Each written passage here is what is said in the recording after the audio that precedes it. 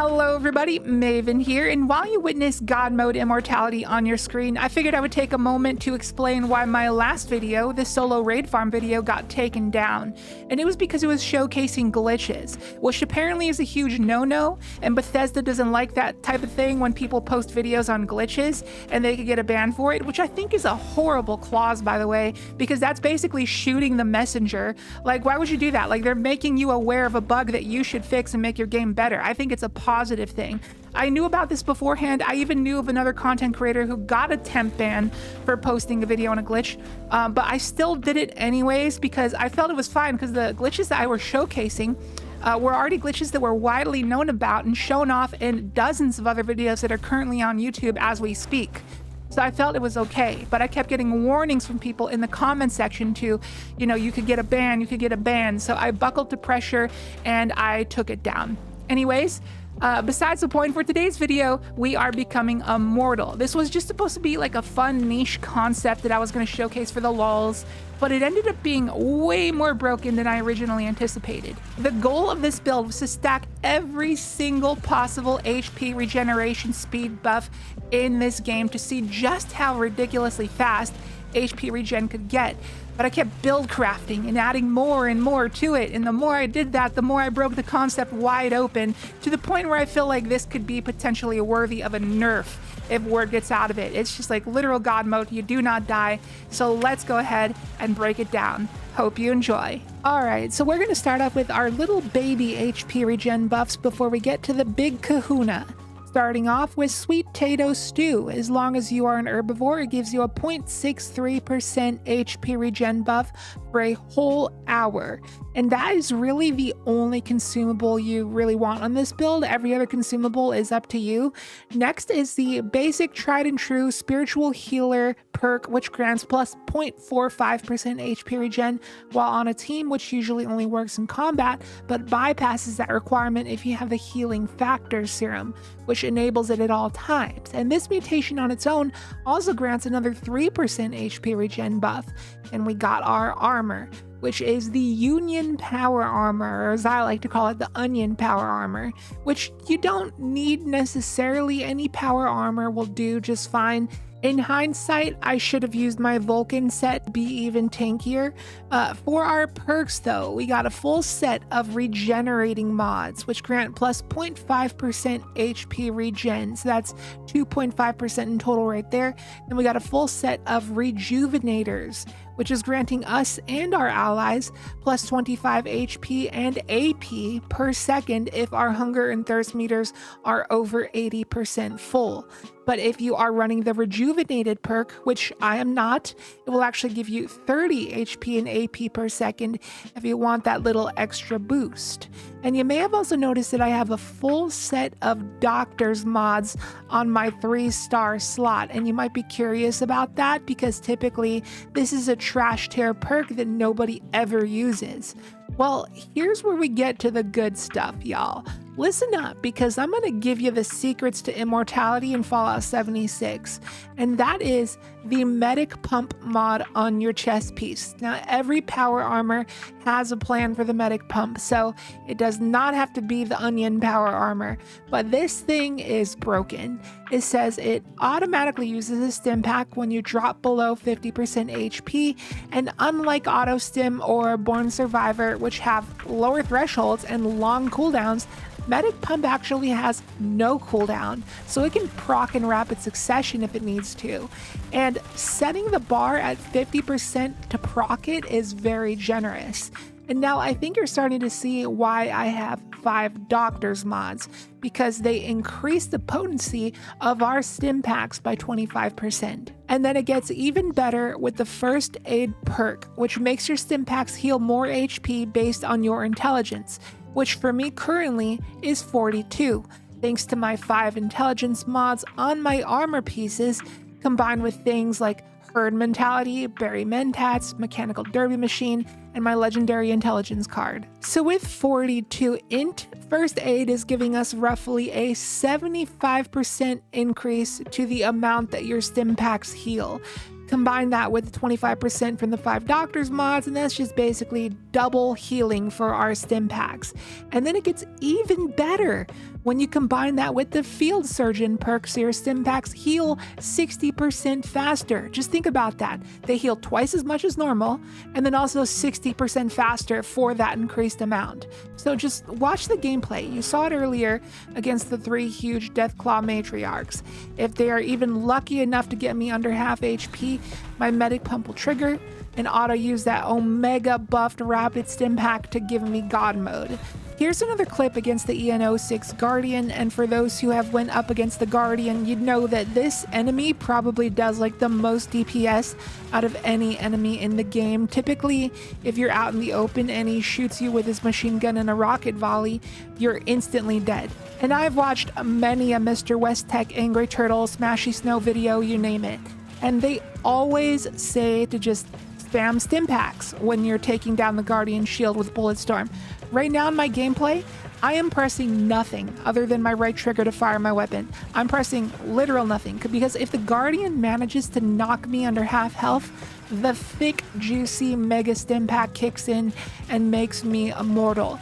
So moving on to phase 2 of the raid. And you know those mole miners that Bethesda designed to always one-shot you? Well, typically you can survive by spamming super stim packs, but with this build, you don't have to press a single thing. And it only uses one regular stim pack, not even a super. As a matter of fact, we can actually survive 2 hits from them without having to press any buttons.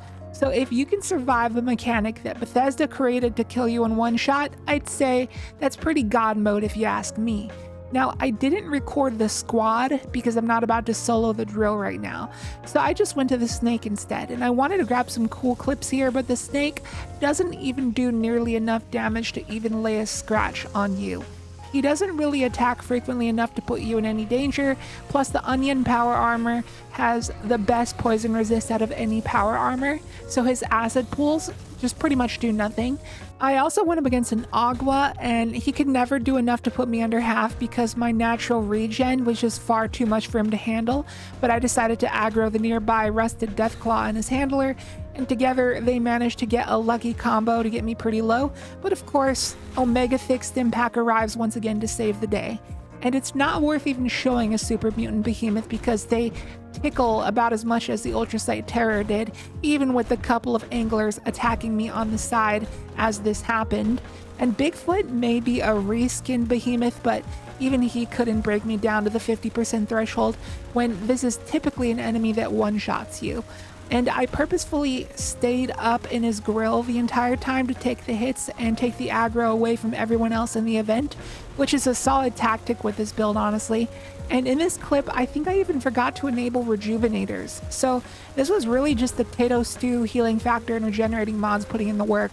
And I even went up against a Mirelurk Queen and a handful of Mirelurks, but the same thing happened with the snake. Like, her acid shots normally do ridiculous DPS and melt you in 2 seconds, but the onion power armor has crazy poison resist, and we basically took 0. A queen and all her minions did at most 9 damage to me. They couldn't even knock me down into the 80s. I swear it's ridiculous. You just do not die with this build.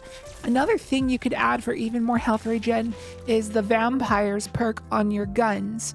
Although that is the one thing that I am not running because the 1-star mod slot is very valuable and I didn't want to waste it on vampires.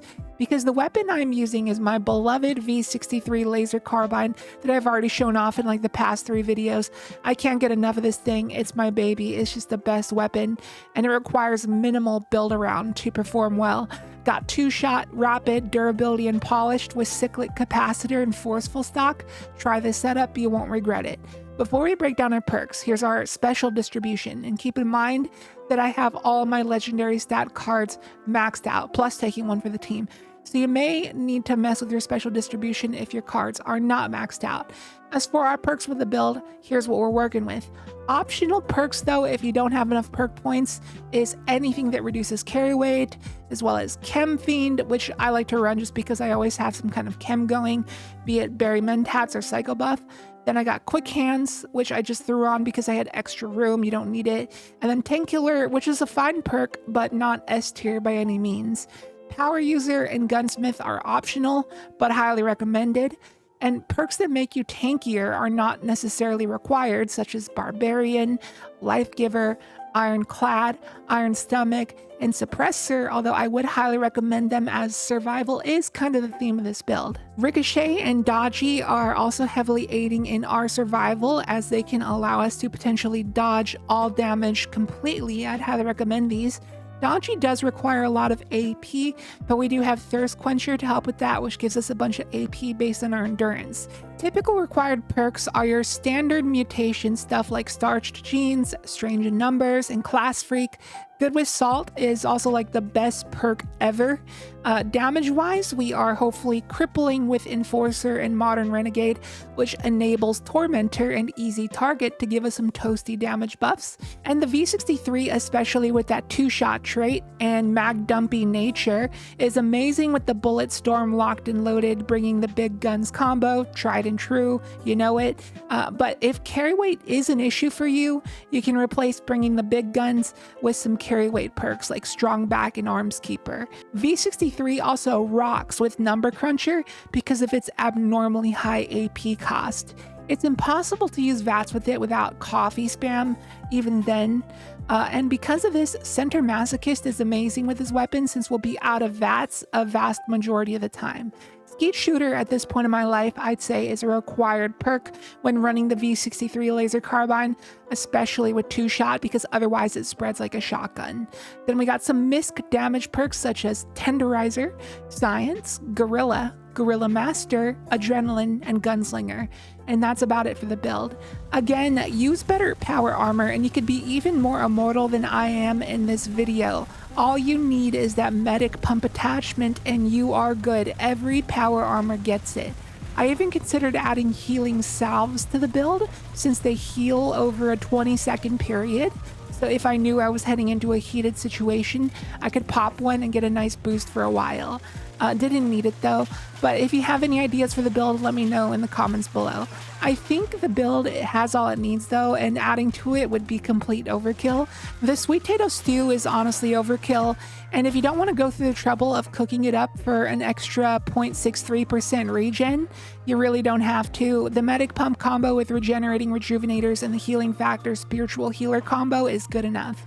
Obviously, I showed all those clips earlier against a lot of heavy-hitting creatures, and there were more that I haven't shown yet. Like, I stood in the face of some headhunt bosses, which normally either one-shot you or kill you in like 0.1 seconds, but this build was able to hang on for dear life. And by the way, yes, a non-power armor version of the build will be coming in the future.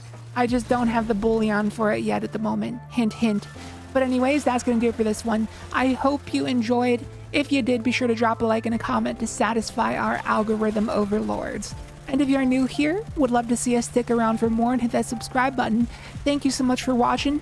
Have fun playing around with God Mode, and I hope you have a nice day. Happy farming.